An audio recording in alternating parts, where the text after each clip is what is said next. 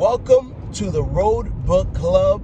My name is Joel Martinez, and somebody's on the road taking a little jog on the two-lane road. That's not fun. There we go. Hey, you saw him right there. Yeah. Welcome to the Road Book Club. I'm your host, Joel Martinez, but I am also your peer, and that's what this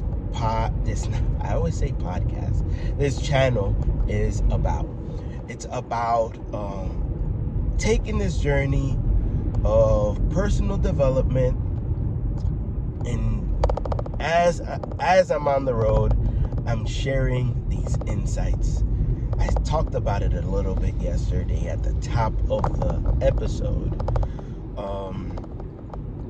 because I wanna be very clear. I wanna be very, very vulnerable here in this episode here. I have been on this journey, and I've been literally out on the road it's coming up on over 2 years now. I got this car because I was doing Rideshare, and my previous car, like the transmission was slipping, and it was done. It was on its last leg. Had a Hyundai Tucson, yeah, and it was 140 something, almost 150,000 miles, and it couldn't give, and I didn't have an extra, $3,000 to shell out on a new transmission. So I got into this vehicle, a brand new Kia Soul, 2023 Kia Soul, 32 miles on it. I never had a new car before, but it was for work. It was a work investment, a business investment, because this was the thing that was bringing in the income. I say all of this because this was a year ago, 32 miles. Due to doing Rideshare, I now have 104,000 miles on my vehicle. So I've driven a lot in the last year. I've driven a lot. I'm curious to find out how far I could get, what that radius is if I would to drive that in a straight line. And I've been on the road a lot. This seat, I know exercise is for back pain, and I started thinking about the circulation in my legs. Somebody told me about that. I was like, do you get to walk around?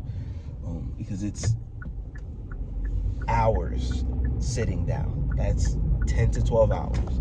We're all, in increments of maybe like 5 or 6 hours, just like sitting and talking and chatting. And sometimes I'd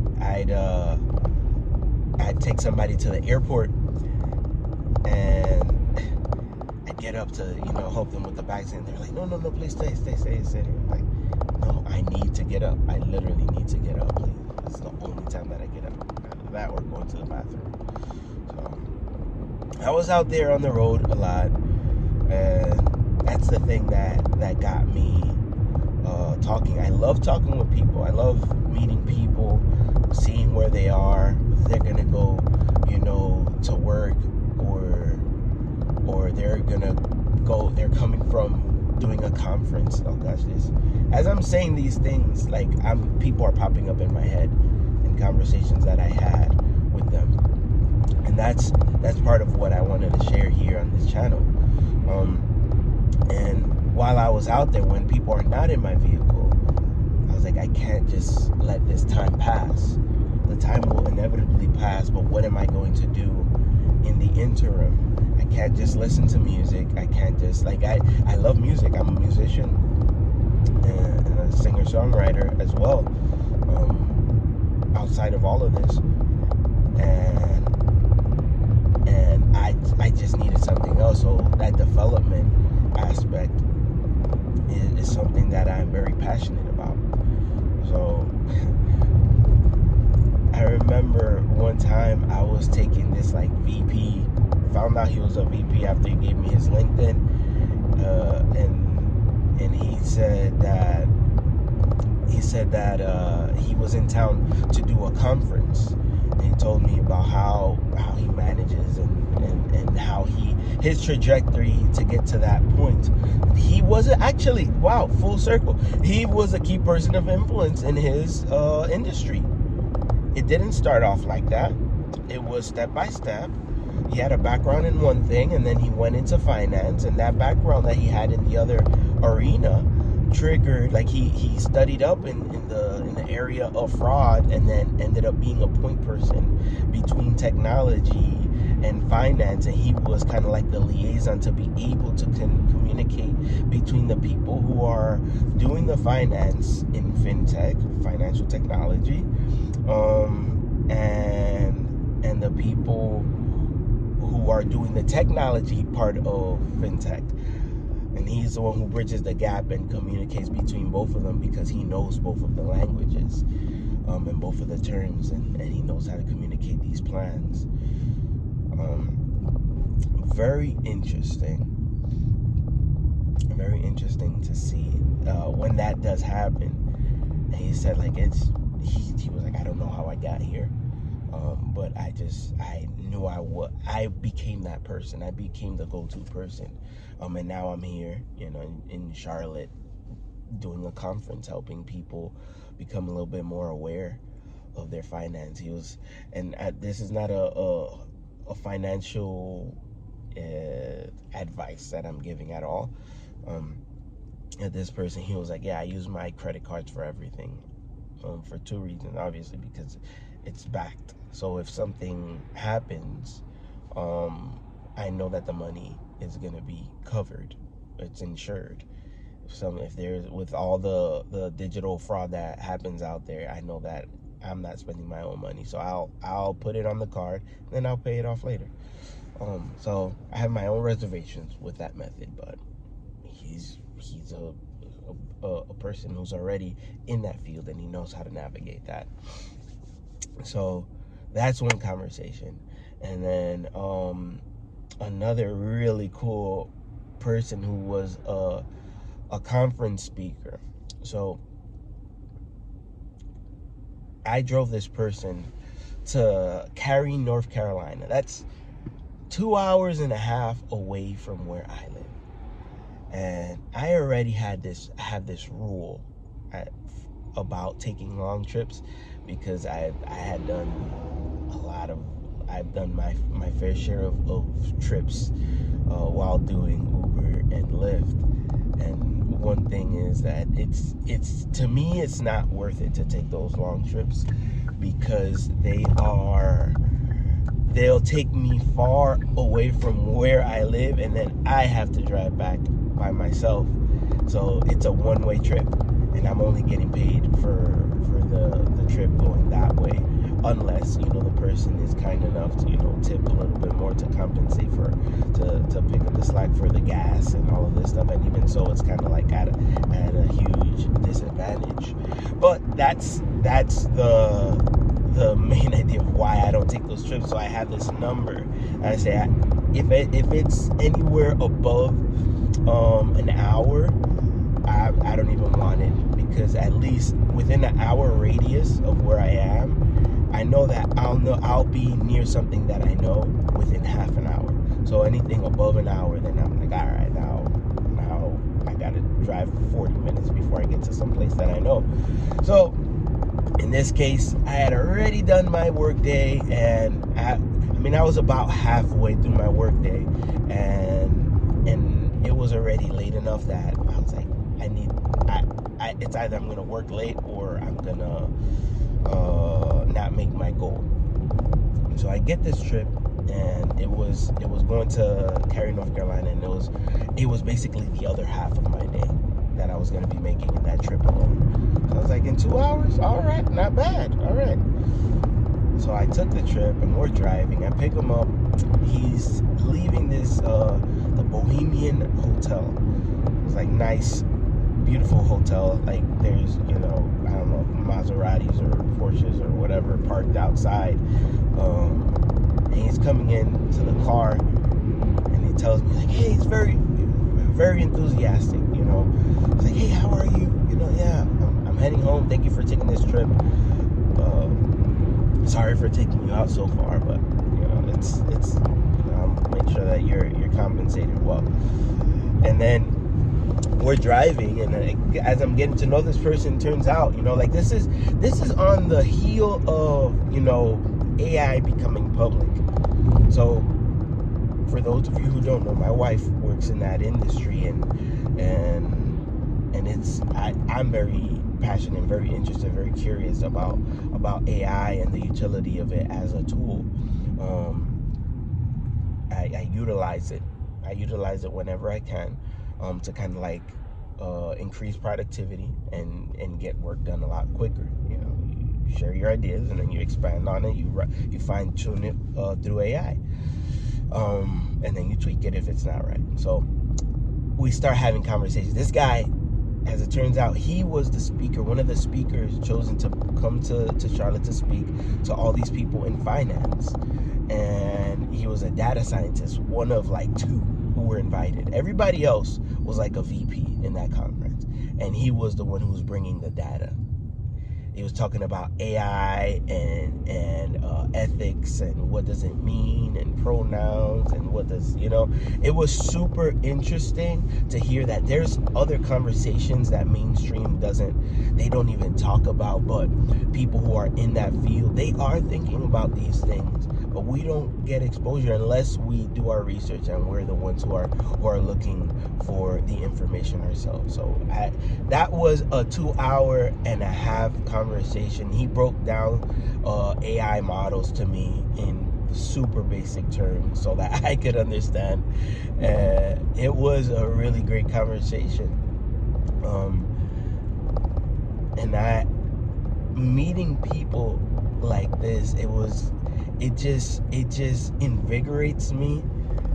Even though that night, I remember I got back home, and I should have kept going that way.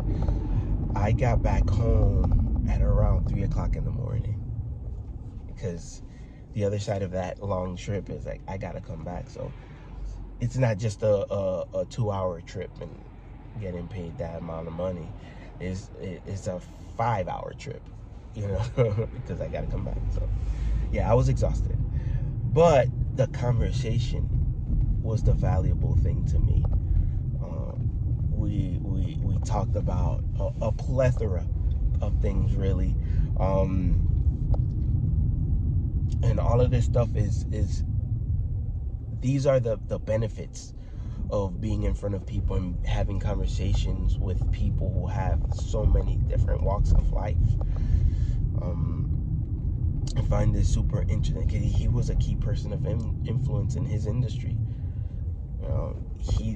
I was doing that trip, but he wasn't the one paying for that trip. He gave me a handsome tip to help me, offset that gas and get me back home. So it was very thoughtful, and we exchanged information as well. So now he's also a part of the Rolodex,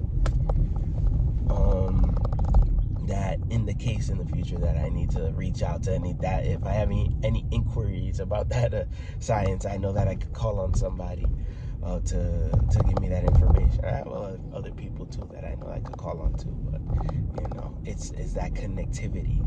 So all of this is to say that I've been on the road. I've been on the road reading, learning, sharing, and I'm very passionate about this, but I'm not coming to speak on this channel as somebody who 100% knows. I myself am a student, and I myself am curious to learn more. So I want to make it very clear that this is a conversation. I would love for this to be a conversation. And I'll say this until I'm blue in the face, or until, you know, the community gets built and we're talking about it and we're sharing ideas. Right now, I'm heading to a meeting with a friend. We're gonna strategize about some things. But the interesting thing about that is that we have been talking, you know, we always keep in contact. And then there was something that we spoke about that it kind of like, there was like a trigger there. And he was like, oh, you do that? Yeah, I do that. I didn't know you did that. And he was like, oh, you're interested in that too? It's like, yeah, I am. Let's talk about it. Let's see if we could build something.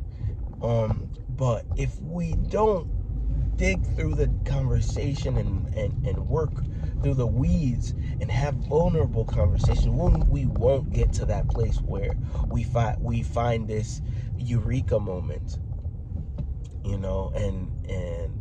And this is something that comes from community. This is something that we find when we actually, you know, build with other people. This channel here, RBC Road Book Club, is something that I hope to continue to share. I just hope I will continue to share it, because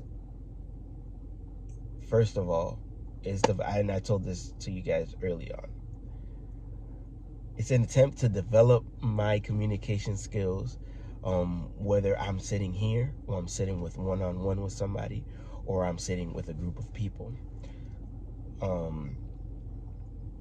and to be able to share this information with you guys in a consumable form. If it's not consumable, then I have work to do to make it consumable for you guys. And also, the more that I do this, the more I am also feeding myself. So this is a peer-to-peer, and the information is coming back and is going out, and it's like a network, you know, that I'm trying to build here. So I hope to bring value to you guys, and I hope that you are part of this network, that you can also share and you know, share your insights here. Feel free. Things that are just like you don't know who to share it with, in regards to learning and in regards to ideas, share it here. You know, I want this to be a safe space for I guess creative thinkers, you know, and people who look at things, you know, from an exponential perspective. You know, you look at an item, you know, you look at it from the bottom, you look from the top, from the side, and different perspectives will give you different ideas. But you know what happens, what I've learned with conversations is that we won't learn unless we share with others. Two things comes to mind immediately is when I'm speaking, let's say I would drive people who are, you know, going to school, right? Say as a high schooler, right? One high schooler just, you know, gets in, and anybody like gets in, and they're just like, what's up? Like, good morning, how are you? How's your day going? That's me, that's my energy. I'm always gonna bring that A game. How's your day going? You know, good. That's it. The conversation has been shut down after that, you know, because all I can say, I was like, okay, good, all right, let me get you to your destination, right? That was it, right? The other way is like, good morning, how's your day going? You know, I asked another person, how is your day going? I was like, well, I mean, it's a really good day, you know, started off good. I'm heading to work, and you know, it should be a great day. I'm like, oh, you're heading to work? That's fantastic. You know, what do you do for work? You know, I was like, oh, I do this. All right, cool. Tell me a little bit more about that. You know, how long have you been in that? So it starts off a conversation. It's like, oh, great, cool, yeah. Are you interested in this? Oh, like, yeah. And it just, we start off this banter that you never know where it could lead. But if we never start the conversation, we never learn what else we could facilitate for each other as a community, And the second thing that comes to mind, it was another conversation with a different data scientist. I have this idea in my head for a T-shirt, which it was, data is king. Data is king, because the phrase, cash is king. I don't even know if that's true anymore. That was a saying, cash is king. But then I started switching it to data is king, because data could give you information that you can react upon, and then you can make a decision, and then you could build something with that information, and that could bring a lot of cash. So, and who's really the king? And then I told that to a data scientist, and this guy, also key person of influence, coming into town to do some work, to work with teams over here. And he was like, that's a good one, it's a good, but I'll make an adjustment. He tells me, he was like, good data is king. And I've run that past a lot of techie people, and who are in that industry of analyzing data, and they're like, yeah, good data is king, because there's bad data, corrupted data, and only a keen eye can figure out that information, whether the data is corrupted or not.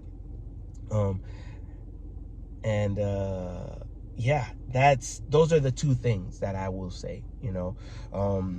Having the information is one thing, and then having a conversation to be able to piggyback off of what other people are saying and refine your message is another thing. So that being said, I'm just saying this because this is my opinion, and those are my thoughts for today. Becoming a key person of influence does take time, but having conversations with people and having a network that you could jump into and talk with is a key part of that. It is a key part of that. We can't do things alone, and I hope that the Road Book Club speaks to people who are out there on the road, truck drivers who are always working, always doing something, alone, solitary. People who are in gasoline stations working overnight with hours, people who are in hotels who are overnight, who only see people every couple of hours until 5 o'clock in the morning, and people start buzzing around again. Students who are just looking for answers, moms, stay-at-home moms, stay-at-home dads, readers, people who read nonfiction, fiction, all of this stuff. I sound like I gear it towards business because I'm very interested in business, and I've driven a lot of people who are in industries that they've built. I remember taking a guy once that he was going to the airport, and he had this big bag, and I looked at my trunk. I'm like, I think I could fit that in the trunk. So we had to put that seat down right there. And I thought it was interesting because earlier in the week I had driven a lot of people who were in town for a fencing convention, the annual fencing convention or competition. Fencing, like the sword one. It's a sport, my friends. I've never been exposed to that sport. I've only seen it on TV. But I met people who were in that. There were parents with their children, and they were in here. They came to Charlotte, North Carolina to compete.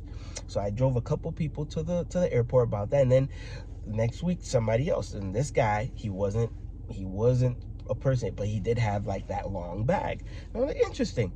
Is that one of the fencing bags? I asked him. I was like, no, that's a snowboard.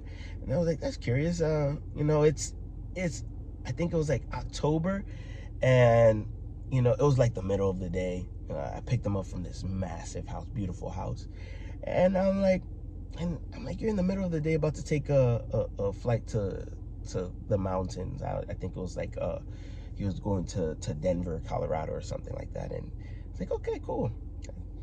That's the question. I got no shame. I was like, so what do you do? You know, I was like, because he said, I'm just going to go meet some friends. We're going to go snowboarding, you know, and talk about some things. I was like, what do you do? And he was like, well, I build manufacturing buildings, factories. And yeah, I'm working on my second one. So then I was like, well, I guess you know what you're doing is your second one, right? And he's going, you know, not to assume things, but I assumed that picked him up in a beautiful house, you know. He was dappered up, you know. He had a long snowboard, and I'm like, yeah, we're gonna go snowboarding, and we're just gonna talk about the next venture. I was like, okay, right on. And he was like, so it's kind of like you already did the first one, so you're setting up for that next building. You're building up that next manufacturing company, and that's what he does.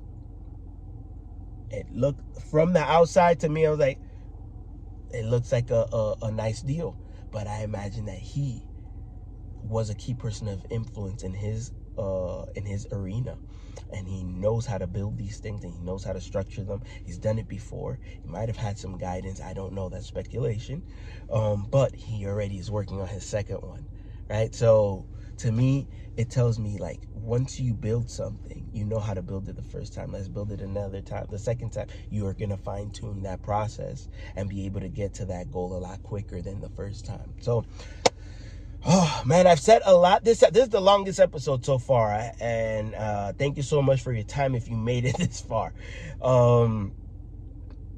These are really interesting conversations that I hold here, and they come up as I bring up these subjects, and I want to share them with you because I've had these experiences, but what can you learn from those experiences as my peers, as we're sitting down, as you're riding along with me?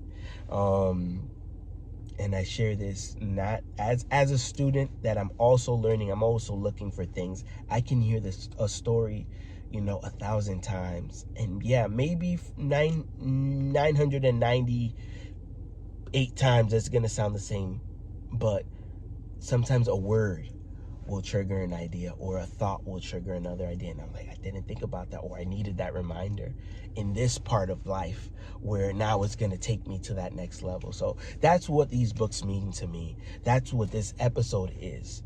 This is the vulnerable episode, if you will. You know, we are peers, and I want to share with you guys what we're doing, what I'm doing along the way. I'm taking you along. I'm taking you with me along this road, and you see people when they're successful, and you pay attention to people when they're successful, but this is the ground level, and walk with me so we could build, and we could try and get this thing forward, get this thing to this place where we are different key people of industry, people of influence in different industries, and then we pool our resources to help each other and build something super strong. All right, that's the episode for today. I hope you have a lovely day. Keep reading, you know, keep learning, keep sharing. I want to hear from you through the channels that I've set up, which is the Patreon. You could DM me through Instagram. I never said that one before. You can send me a message through YouTube, and yeah, connect with me on the Patreon. I hope to hear from you. If you met me whenever you're seeing this video, whatever year it is, put that in the comments. This is gonna be up there until YouTube says I violated some sort of contract or something. I don't know. But hopefully by then, you know, we'll have already met and chatted, and you know, I look forward to hearing from you. All right, you have a blessed day. Drive safely.